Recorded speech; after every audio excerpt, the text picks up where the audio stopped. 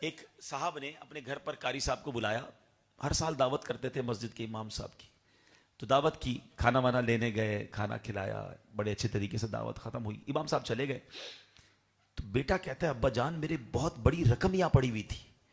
جہاں امام صاحب بیٹھے تھے نا کھانے کے لیے کمرے میں تھوڑی دیر کے لیے باہر گیا تھا کھانا لینے, واپس آیا ہوں رقم نہیں ہے.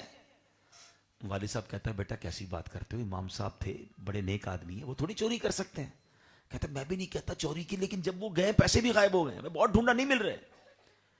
تھوڑے عرصے بعد امام صاحب پھر آئے گھر پہ, 1 سال بعد پھر کھانا پیش کیا. وہ بچہ تھا, اس کے پیسے تھے, اس کو یاد تھے. اس نے ڈرتے ڈرتے کہا امام صاحب وہ ایک بات کہوں گا, ذرا ناراض نہیں ہوئیے گا. تو کہا بیٹا کیا کہنا چاہتے ہو. کب آپ پچھلے سال آئے تھے نا ہمارے گھر پہ, تو آپ جہاں بیٹھے تھے میری اچھی خاصی رقم وہاں پڑی ہوئی تھی, آپ گئے اس کے بعد سے وہ رقم ہی نہیں مل رہی. امام صاحب رونے لگ گئے. وہ بیٹا کہتے معاف کیجئے میں نے آپ کو چور نہیں کہا, لیکن میں سوال کر رہا ہوں آپ نے پیسے دیکھے تھے آپ نے. آپ فرماتے بیٹا وہ جو سامنے قرآن پاک پڑھا نا ذرا اٹھا کے لاؤ. وہ نوجوان قرآن پاک لے کر آیا. آپ نے فرمایا اس کو کھولو. اس جلدان کو جب کھولا گیا تو اس میں وہ پیسے پڑے ہوئے تھے. امام صاحب نے کہا تم جب کھانا لینے گئے پیسے بکھرے ہوئے تھے, میں نے سوچا ادھر ادھر ہو جائیں گے, قرآن میں رکھ دیتا ہوں, روز تلاوت کرتے ہوگے تمہیں مل جائیں گے. میں رو اس لیے رہا ہوں کہ میں 1 سال بعد آیا ہوں, پورے سال تمہارے گھر میں قرآن نہیں کھلا ہے. سچ بتائیں ہم کتنا قرآن پڑھتے ہیں؟ ہم نے قرآن سے تعلق رکھا ہے. یار بھائی جلدی سے نیا قرآن لے آؤ, کیوں نہیں, نیا گھر لے آؤ تو رکھوانا ہے, جلدی قرآن لے آئیں, وہ اپنی نئی دکان پہ قرآن رکھوانا ہے, قرآن کا ختم کر. اچھا افسوس تو یہ ہوتا ہے اتنی بے تعلقی ہو گئی ہے قرآن سے کہ ہمارے گھر میں اگر اللہ نہ کرے کسی کا انتقال ہو, سویم ہے, 40واں ہے, فاتحہ ہے, بچے آئیں گے مدرسے کا قرآن پڑھنے کے لیے. جس کے والد کا فاتحہ ہے وہ اس میں بھی بیٹھ کے قرآن نہیں پڑھ رہا ہوتا. بچے پڑھیں گے, میرے ابا کے لیے بھی بچے پڑھیں گے, اپنی دکان پہ ختم کروائیں گے, خود دوستوں کے ساتھ بیٹھے ہوں گے اور مدرسے کے بچے قرآن پڑھ رہے ہوں گے. یار میں قرآن کیوں نہیں پڑھنا چاہتا, میرا دل کیوں نہیں لگتا قرآن پڑھنے میں.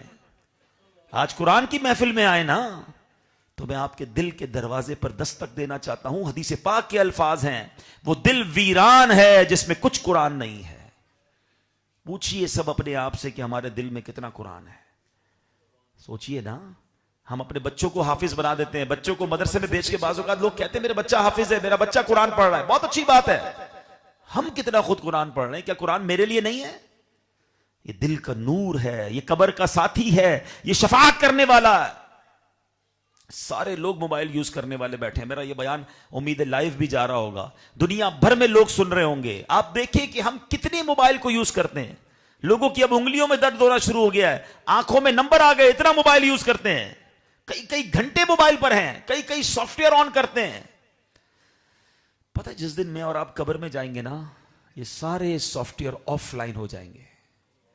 ہاں لوگ ڈھونڈیں گے کہ یار بندہ کدھر گیا, 2 دن سے آن لائن نہیں ہوا, فیس بک پہ کوئی پوسٹ نہیں لگائی, واٹس ایپ بتا رہا ہے 2 days before آن لائن. یہ پورے دن آن لائن رہتا تھا, یہ 2 دن سے آن لائن کیوں نہیں ہے, 3 دن ہو گئے.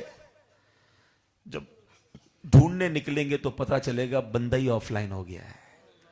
ایسا ہی ہے نا. لیکن آپ کو پتا ہے میں اور آپ قبر میں جائیں گے, سارے سافٹ ویئر آف لائن ہوں گے, قرآن ادھر بھی آن لائن ہوگا. مبارک ہو اسے جو قرآن پڑھتا ہے. یہ میں نہیں کہہ رہا, نبی پاک علیہ الصلوۃ والسلام فرماتے ہیں, حدیث پاک کا خلاصہ ہے, روزانہ رات سورہ ملک جو پڑھے گا, یہ سورہ ملک اس کو قبر میں آ کر عذاب قبر سے بچائے گی. قرآن قبر میں شفاعت کا کام کرے گا, نور کا کام کرے گا. مگر نہیں, قرآن سے دوری ہوتی جا رہی ہے. نہ کریں ایسا, خدا را نہ کریں. اب پڑھنا شروع تو کرے, پھر دیکھیں کیسے رحمتیں برستی ہیں, کیسے مسئلے حل ہوتے ہیں. پوچھو قرآن ہے کیا, مولا علی شیر خدا سے پوچھو.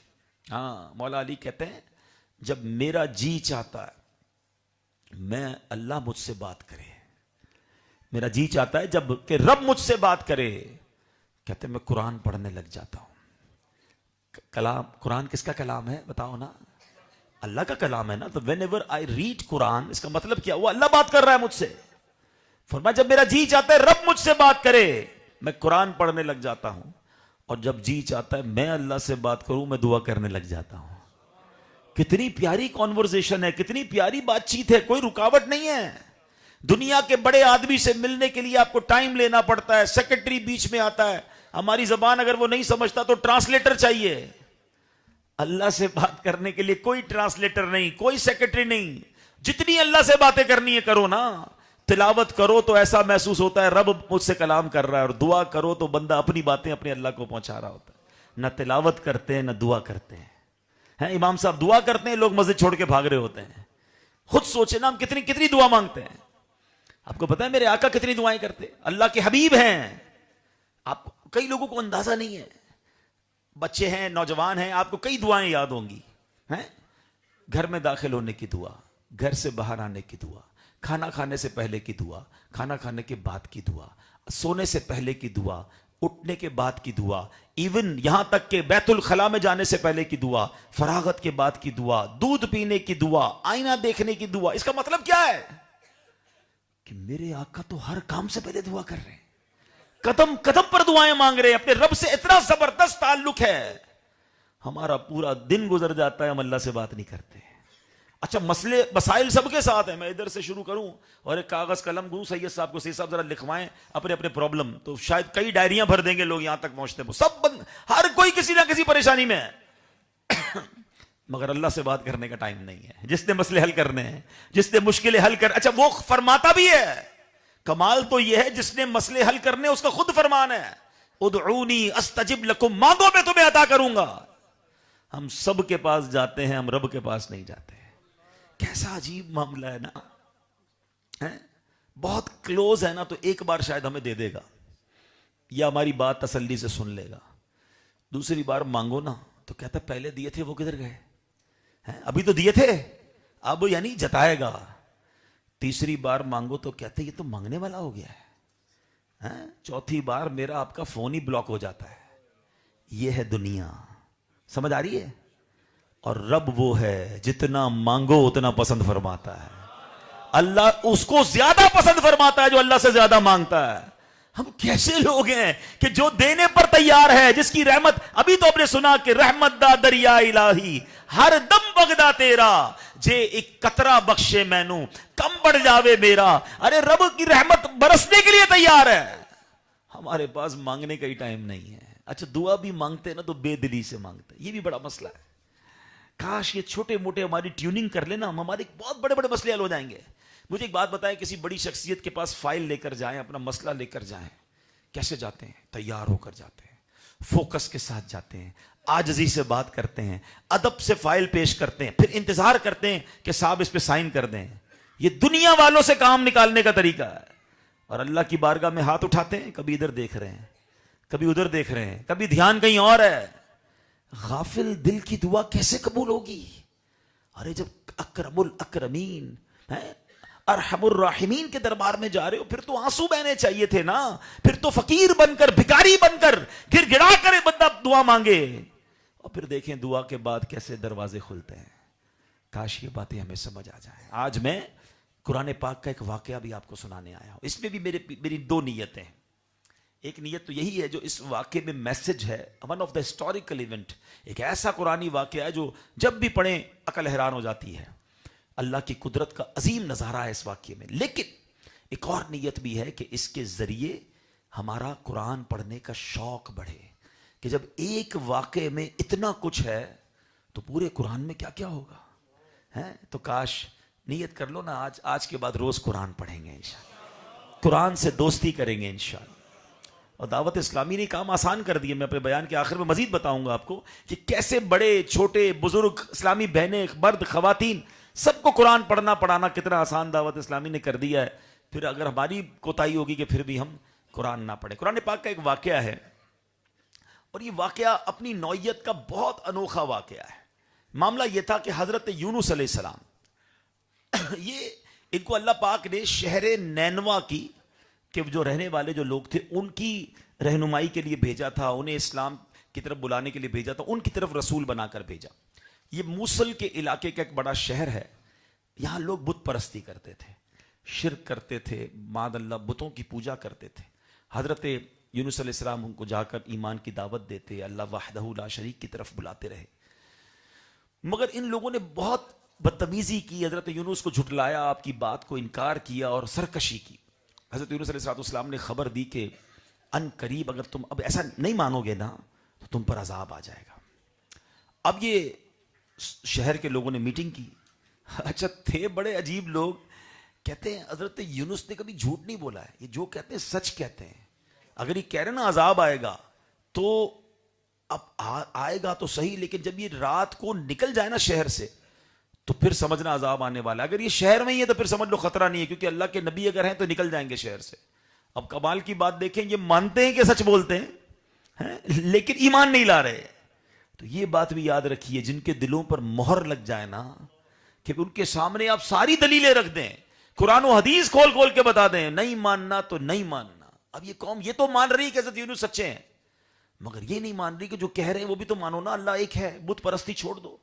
انہوں نے کیا کیا, حضرت یونس پر واچ لسٹ بٹھا دی, غور کرتے رہے کہ گئے تو نہیں, شہر چھوڑ کے گئے تو نہیں. اب کیا ہوا کہ رات جب لوگوں نے دیکھا کہ حضرت یونس علیہ السلام شہر چھوڑ کے نکل گئے ہیں, تو اب یہ ڈر گئے, ان کو سمجھ آ گئی کہ اب عذاب آنے والا ہے. صبح ہوئی تو عذاب کے آثار بھی نظر آئے, چاروں طرف سے کالے کالے بادل, کالی بدلیاں آنے لگیں اور پورے شہر میں دھواں چھا گیا. یہ منظر دیکھ کر کے لوگوں کو سمجھ آ گئی کہ اب کسی وقت بھی عذاب آ جائے گا. پہلے تو انہوں نے حضرت یونس علیہ السلام کو ڈھونڈا, وہ انہیں نہیں ملے. اب جب لگا کہ اب تو ہم مارے گئے, تو انہوں نے کیا کیا, اپنی عورتیں لیں, اپنے بچے لیے, اپنے مویشی لیے, اور یہ سب کے سب پرانے کپڑے پہن کر, پھٹے پرانے کپڑے پہن کر میدان میں نکل پڑے اور اللہ کی بارگاہ میں روتے ہوئے توبہ کرنے لگے. خاک سر پر ڈالی, شوہر نے بیویوں کو الگ کر دیا, مائیں بچوں سے الگ ہو گئے, سب رونے دھونے میں اللہ کی بارگاہ میں گریا وزاری میں لگ گئے, خوب توبہ کرنے لگے. جو مظالم انہوں نے آپس میں کیے تھے ایک دوسرے کو, اس کو بھی معاف کروایا. جتنی حق تلفیاں ہوئی تھی ایک دوسرے سے معافی مانگنے لگے, یعنی اللہ کی رحمت کو پکارنے میں لگ گئے. ایسی سچی توبہ کی اور اللہ سے کہا کہ یا اللہ, حضرت یونس جو تیرا پیغام لائے ہیں ہم اس پر بھی صدق کے دل سے ایمان لاتے ہیں. اب اللہ کریم کو ان لوگوں کی جو گریہ وزاری تھی, جو توبہ تھا, توبہ کا انداز تھا, انکساری تھی, اللہ کو پسند آئی. رب کریم نے ان سب سے عذاب اٹھا لیا. وہ بادل بھی واپس چلے گئے, وہ دھواں بھی واپس چلا گیا. اب یہ لوگ تو چین سے رہنے لگے. اب معاملہ یہ ہوا کہ حضرت یونس علیہ السلام جب واپس آئے کہ آپ تو تباہ ہو گئے ہوگے اب شہر پورا. جب آپ شہر کے قریب گئے تو پتا چلا کہ شہر پر تو عذاب کا کوئی اثر ہی نہیں ہے. تو لوگوں نے کہا حضرت مبارک کو, یہ تو شہر بچ گیا, کوئی عذاب نہیں, آپ جائیں اپنی قوم میں.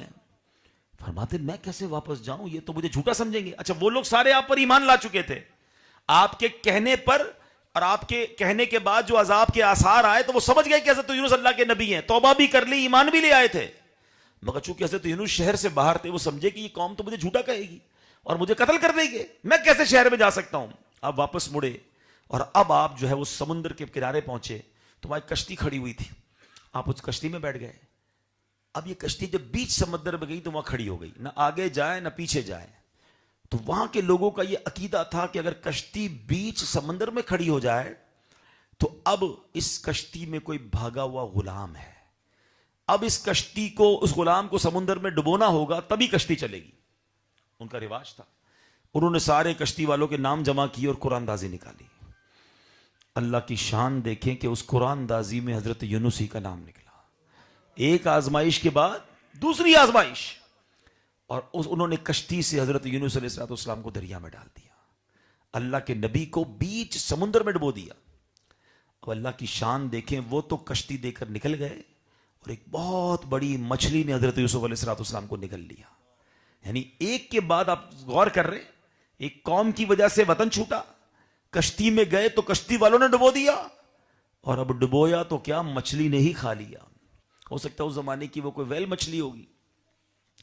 اب اندھیرا ہے, مچھلی کے اندر آپ کو نظر کچھ نہیں آ رہا ہے, بالکل زندگی کی کیا امید ہوگی اگر کوئی بندہ اس طرح مچھلی کے پیٹ میں کچھ ہی لمحے کے بعد میں چبا لیا جاؤں گا, یہ جناب مارا جاؤں گا. کوئی بھی بندہ یہ سوچ سکتا ہے. مگر یہ اللہ کے نبی تھے نا, اللہ کی رحمت سے وہاں جا کر بھی مایوس نہیں ہوئے. اس مچھلی کے پیٹ کے اندھیرے میں آپ نے اللہ کو پکارنا شروع کیا.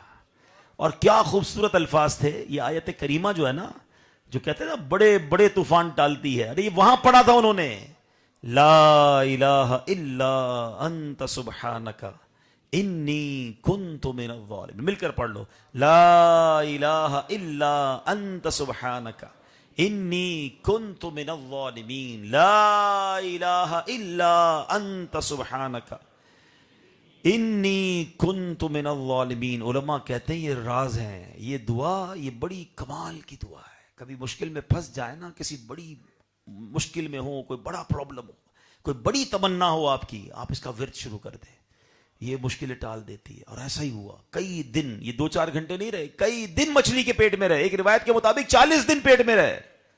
اللہ نے ان کو وہیں پر حیات بھی بخشی, اور پھر مچھلی نے آ کر آپ کو ایک کنارے پر آ کر اگل دیا. لیکن اتنے دن مچھلی کے پیٹ میں خوراک تو نہیں ملی نا آپ کو, تو آپ بڑے کمزور ہو گئے تھے, اور آپ کی جو جلد تھی نا وہ بھی بڑی سافٹ ہو گئی تھی, بالکل جس کو جیلی کی طرح کہیں. اللہ کی شان دیکھیں کہ وہاں آپ جب کنارے پہ گئے تو آپ کھڑے بھی نہیں ہو پا رہے تھے, تو آپ کے قریب ایک کدو کی بیل اگ گئی اور آپ کو سایہ کرنے لگی, اور پھر آپ اسی سے خوراک بھی لیتے رہے, ریسٹ بھی کرتے رہے. جب کچھ توانائی ملی تو اب آپ اپنی قوم کی طرف آئے, اور جب قوم کی طرف آئے تو قوم تو پہلے ہی ویٹ کر رہی تھی آپ کا, وہ تو آپ کو عزت کر رہی تھی, آپ کو شاندار انداز میں ویلکم کیا گیا, اور آپ اپنی قوم میں رہنے لگے. یہ واقعہ قرآن مجید میں موجود ہے. یہ پارہ نمبر جناب 11 ہے, اور قرآن پاک کی پوری سورت کا نام سورہ یونس ہے, اور اس کے اندر یہ واقعہ موجود ہے. تو اے میرے پیارے اسلامی بھائیوں, میں دیکھ رہا تھا بچے, نوجوان بڑے شوق سے یہ واقعہ سن رہے تھے کہ آگے کیا ہوگا, آگے کیا ہوگا. یہ ایک واقعے میں اتنا انٹرسٹ ہے, اتنے کمالات ہیں, اللہ کی قدرت کے نظارے ہیں, پتہ نہیں کون کون سی کہانیاں, کون کون سے ڈائجسٹ, کون کون سی سٹوریز ہمارے بچے پڑھ رہے ہیں, اور ہم بھی ان کو کتابیں لا کے دے رہے ہیں. کہ ایسا نہیں ہو سکتا کہ ہم روز رات والد اپنے بچوں کو جمع کرے اور کہے آؤ چلو تم کو ایک قرآن کی کہانی سناتا ہوں, اللہ کے نبی کی کہانی سناتا ہوں. پڑھنے کا بھی ثواب, سنانے کا بھی ثواب ہے نا. چلے میں آپ کو ایک کتاب بھی بتا دیتا ہوں, اگر آپ کو سارے واقعات پڑھنے ہیں. میں نے بھی اپنا بیان اسی کتاب سے کیا, اس کا نام ہے عجائب القرآن, غرائب القرآن. کمال کی کتاب ہے. حضرت مفتی عبد المصطفیٰ اعظمی صاحب نے کتاب لکھی ہے. مکتبۃ المدینہ سے بھی آپ کو مل سکتی ہے, dawat-islami.net سے آپ فری میں ڈاؤن لوڈ بھی کر سکتے ہیں. پڑھنے والے بنو نا یار. اب اس ایک واقعے سے سبق کیا ملتا ہے؟ کتنے سبق ہیں. پہلی بات کہ اگر اللہ کی ناراضگی ہو جائے اور عذاب کے آثار بھی نظر آ جائے, بلا نازل ہو جائے, تو چاہیے استغفار کرے. آج ہمارے کتنے گناہ ہیں, کتنی آفتیں. کبھی ہم زلزلوں کے بارے میں سنتے ہیں, کبھی سیلاب آ رہا ہوتا ہے, کبھی کرونا آ رہا ہوتا ہے, کبھی کوئی طوفان آ رہا ہوتا ہے. ہم غور کریں کہ ہمارے اعمال کیسے ہیں, تو ہمیں توبہ کرنی چاہیے, اللہ کی بارگاہ میں رجوع لانا چاہیے. وہ رب بڑا کریم ہے, گناہوں کو معاف کرنے والا ہے, وہ خطاؤں کو معاف کرنے والا ہے. اگر آپ چاہتے ہیں نا کہ بلائیں ٹل جائیں تو استغفار کی کثرت کریں. اب استغفار بھی پورا پورا دن گزر جاتا ہے, نہیں کرتے. اللہ کے نبی علیہ الصلوۃ والسلام قطعی بخشائے ہیں. میرے آقا تو وہ ہیں جن کے صدقے ہماری بخشش ہونی ہے, مگر آپ دن میں 70 بار اور ایک روایت کے مطابق 100 بار استغفار پڑھا کرتے تھے. کیا ہم پڑھتے ہیں؟ اللہ کو راضی کریں, توبہ کریں. دوسری بات جو سیکھنے کو ملی کہ اللہ پاک اپنے نیک بندوں کو بھی آزماتا ہے, اور کیسی کیسی, میں کہتا ہوں اس آزمائش کے بارے میں تم سوچ بھی نہیں سکتے نا. وطن چھوٹا, پانی میں ڈبو دیا, مچھلی نے کھا لیا, مگر شکوہ نہیں تھا. مچھلی کے پیٹ میں انہوں نے یہ نہیں کہا یا اللہ میں تیرا نبی ہوں, میرے ساتھ کیا ہو رہا ہے, میں تو نمازیں بھی پڑھتا ہوں, میں تو قرآن بھی پڑھتا ہوں, میں تیرے دین کی تبلیغ بھی کرتا ہوں, تیرا کلام بھی پڑھتا ہوں. نہیں, کیا کہتے ہیں, لا الہ الا انت سبحانک انی کنت من الظالمین. وہاں بھی رب کی تعریف کر رہے ہیں اور اپنی عاجزی کر رہے ہیں. ہمارے ساتھ چھوٹا سا مسئلہ ہو جائے, کاروبار ڈاؤن ہو جائے, طبیعت خراب ہو جائے, کوئی نقصان ہو جائے, شکوے, شکایات, کمپلین, میں پیچھے رہ گیا, اللہ نے مجھے دیا ہی کچھ نہیں, معاذ اللہ وہ آگے بڑھ گیا, میری صحت ہی ٹھیک نہیں رہتی, پتہ نہیں کیا قصور ہو گیا مجھ سے. یہ مسلمان کا انداز نہیں ہے. زباں پر شکوے رنجو علم لایا نہیں کرتے, زباں پر شکوے رنجو علم لایا نہیں کرتے, نبی کے نام لیوا غم سے گھبرایا نہیں کرتے. یہ مشکلیں جو ہے نا, یہ درجے بلند کرنے آتی ہے, تو گناہ معاف کرنے آتی ہیں. ہمارے اسلاف تو آفتوں بلاؤں کو ویلکم کرتے تھے. حضرت فتح موصلی رحمت اللہ تعالی کی زوجہ کے بارے میں آتا ہے, ایک بار کہیں جا رہی تھی, پیر پہ ٹھوکر لگی, ناخن اکھڑ گیا. کبھی ناخن پہ چوٹ لگی, آپ کو یاد پتا ہوگا کہ پنجابی میں کہتے ہیں لگ پتا جاتا ہے, اتنی تکلیف ہوتی ہے. آپ مسکرانے لگی, تو کسی نے کہا کہ آپ کو درد نہیں ہو رہا جو آپ مسکرا رہی ہیں؟ تو فرماتی درد تو ہو رہا ہے, مگر میں اس درد پر جو صبر کروں گی اور جو ثواب ملے گا نا, وہ یاد کر کے مجھے مسکراہٹ آ رہی ہے. یعنی اسلاف تو ایسے ہوتے تھے, اور ہم چھوٹی سی مشکل پر شکوے شکایات نہیں. میرے پیر و مرشد امیر علیہ سنت ایک اور جگہ بڑا پیارا شعر لکھتے ہیں, پیارے مبلغ معمولی سی مشکل پہ تو گھبراتا ہے, پیارے مبلغ معمولی سی مشکل پہ تو گھبراتا ہے, دیکھ حسین نے دین کی خاطر سارا گھر قربان کیا. انہوں نے سارا گھر قربان کر دیا. ہم چھوٹا سا نیکی کا کام کریں, کوئی روڑے اٹکائے, کہتے میں نہیں کرتا, دل چھوٹا کر دیتے. نہیں, رکاوٹیں آئیں گی, آپ نے ہمت میں رہنا ہے. حضرت یونس علیہ السلام اللہ کے نبی ہیں, لیکن پھر تیسری بات سیکھنے کو کیا ملی کہ مچھلی کے پیٹ میں جا کر بھی پکارو گے نا, عقل کام نہیں کرے گی کہ نکلوں گا کیسے. عقل مانتی ہے کہ کوئی بندہ پیٹ میں جا کر نکلا ہے مچھلی کے, وہ تو گیا, مگر میرا رب وہ ہے جو مچھلی کے پیٹ سے نکال کر بھی زندگی اور حیات عطا فرماتا ہے. یہ سیکھنا ہے. آج بہت سارے لوگ جو ڈپریشن کے مرض میں چلے گئے نا, جو خودکشی کی باتیں کرتے نظر آتے ہیں, ان کا سب سے بڑا پرابلم یہی ہے کہ جناب وہ مایوس ہو جاتے ہیں. وہ کہتے ہیں میرا مسئلہ ہی حل نہیں ہو سکتا, کیلکولیٹر پہ چیک کرتا ہوں اتنا بڑا قرضہ ہے, کبھی بھی نہیں اتار سکوں گا, چلو خودکشی کر لیتا ہوں. معاذ اللہ, اتنی بڑی بیماری ہے, ڈاکٹر منع کر رہے ہیں, علاج تو ہو ہی نہیں سکتا. اتنا بڑا گھر میں مسئلہ ہو گیا ہے, میں اس مسئلے سے نکل ہی نہیں سکتا. اپنے دماغ سے فیصلے کرتے ہیں. یقیناً میرے پیارے اسلامی بھائیوں, جو مشکل آپ کے سامنے ہے وہ آپ کے لیے اور میرے لیے بڑی ہے, میرے اللہ کے لیے بڑی نہیں ہے. ان اللہ علی کل شیء قدیر. بھروسہ تو کرو نا, میری عقل تھوڑی ہے نا, میری طاقت تھوڑی ہے, میں اس رب کا بندہ ہوں کہ جب چاہتا ہے تو حضرت یوسف کو اندھیرے کنویں سے نکال کر مصر کا بادشاہ بنا دیتا ہے. جب وہ چاہتا ہے تو دریائے نیل حضرت موسیٰ اور ان کے ساتھیوں کے لیے راستے نکال دیتا ہے. جب وہ چاہتا ہے تو بہت بڑی آگ کو حضرت ابراہیم کے لیے باغ بنا دیتا ہے. اس رب کا اصل میں وہی والی بات ہے, قرآن پڑھتے نہیں, سارے واقعات قرآن میں موجود ہیں, تو یقین کیسے ہل جاتا ہے ہمارا. بڑا پرابلم ضرور ہے, میرے لیے ہے, میرے رب کے لیے نہیں ہے. پکارے اسے, دل سے پکارے. پھر آپ دل سے پکارے, پھر دیکھیں کیسے طوفان ٹلتے ہیں.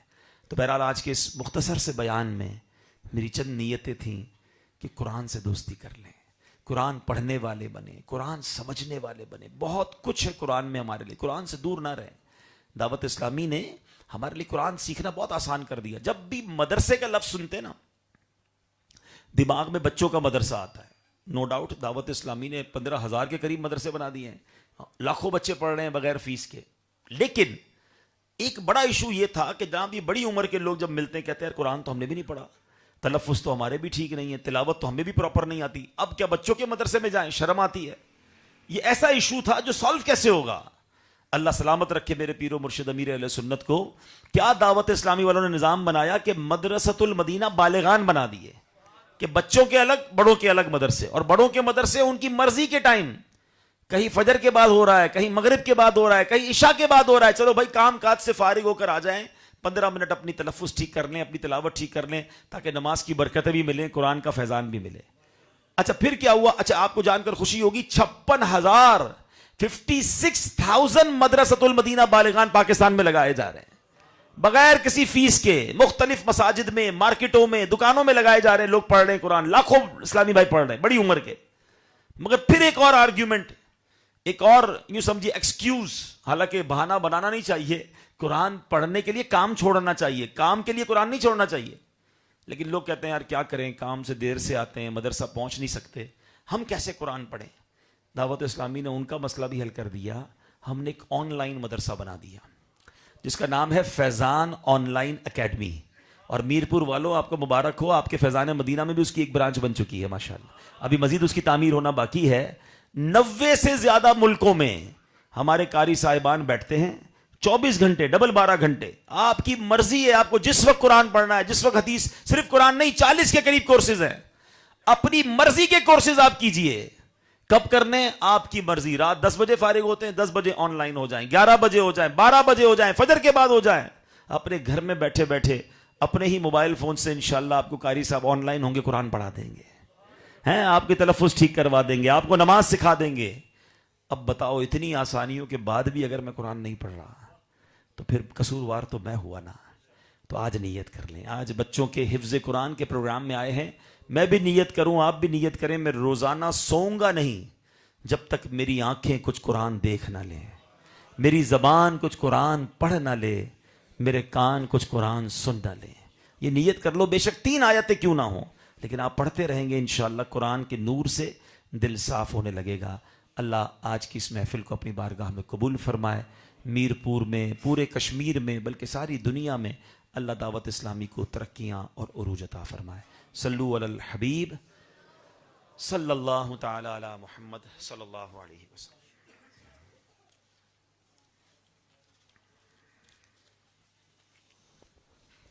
صلو علی الحبیب صلی اللہ تعالی علی محمد وعلی آلہ وصحابہ وبارک وسلم. آج کا یہ اجتماع پاک بالخصوص بزم غوث الورا تھوتھال کے تحت ہوا، اور آج جتنے بھی